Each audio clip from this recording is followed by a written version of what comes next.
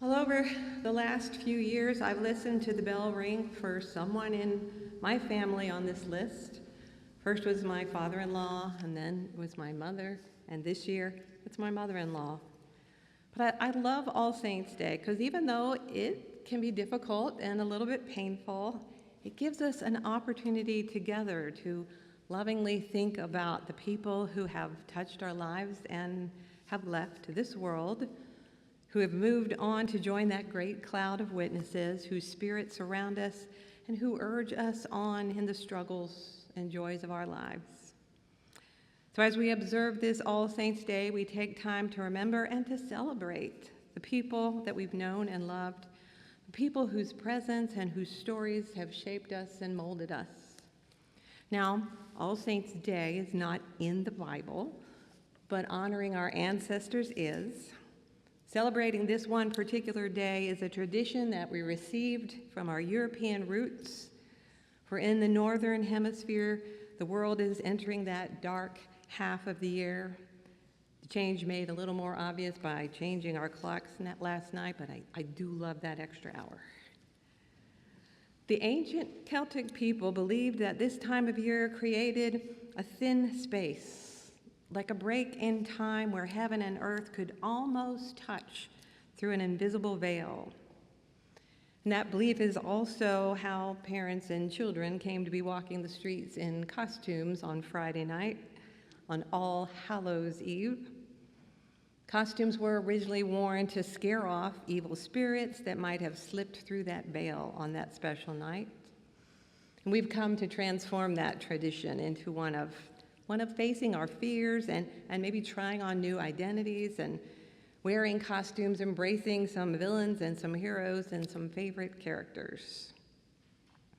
And the early Christians of Europe also passed on the tradition of this day, of All Saints' Day, allowing for that possibility that those who lived before us might also just be especially close in these autumn days. And we recognize that many indigenous cultures, this is a season of honoring wisdom of the elders, the spirit of the land, and the continuity between life and death. So the changing of the light, the cooling temperatures, the gathering of harvests to sustain life through the winter, all come together to make us a little more reflective, a little more thoughtful, and hopefully a little more grateful.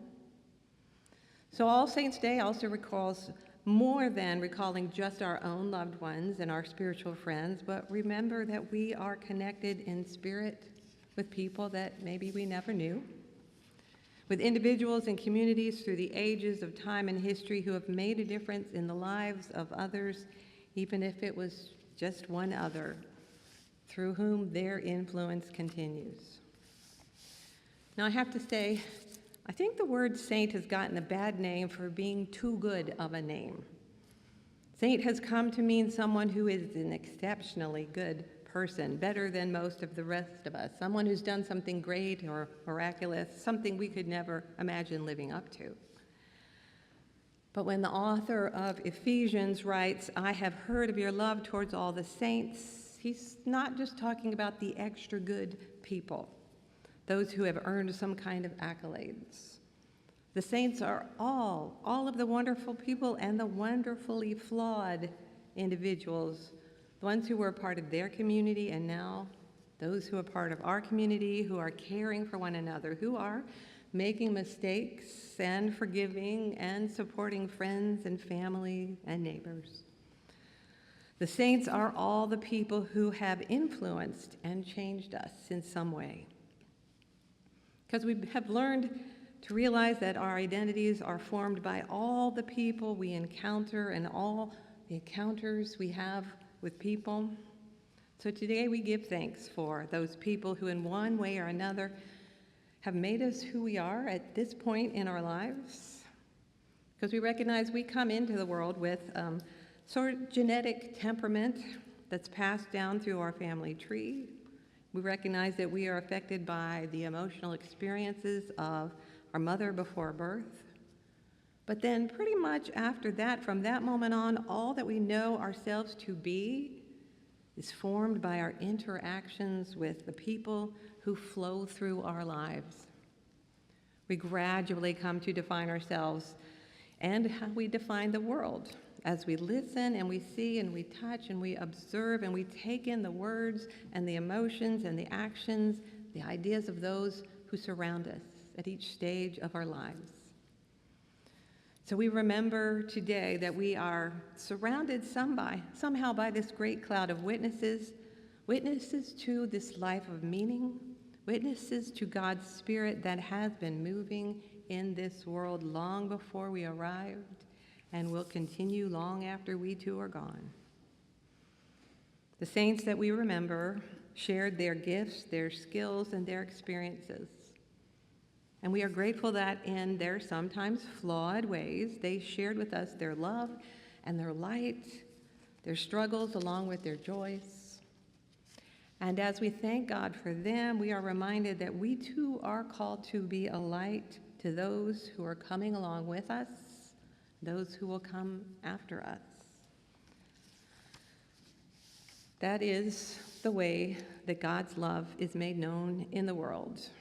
That is the way that God's presence is made real in the world. It is through people. It is through the people in our lives and the relationships in our lives from the very beginning, the ones who held you as an infant and taught you to trust, through the friends who shared their joys and their struggles, through the friends who have walked with you through yours, even through the authors who have written the books that gave you that feeling that someone has lived through what I'm going through.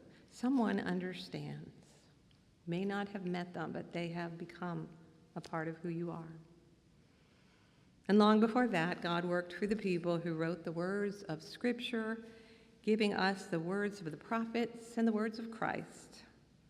And the words that we read together today are the words that remind us of who we really are. Blessed are the poor in spirit, yours is the kingdom of heaven. Blessed are you who mourn, you will be comforted. Blessed are you who are meek, for you will inherit the earth. Blessed are you who hunger and thirst for righteousness, for you will be filled.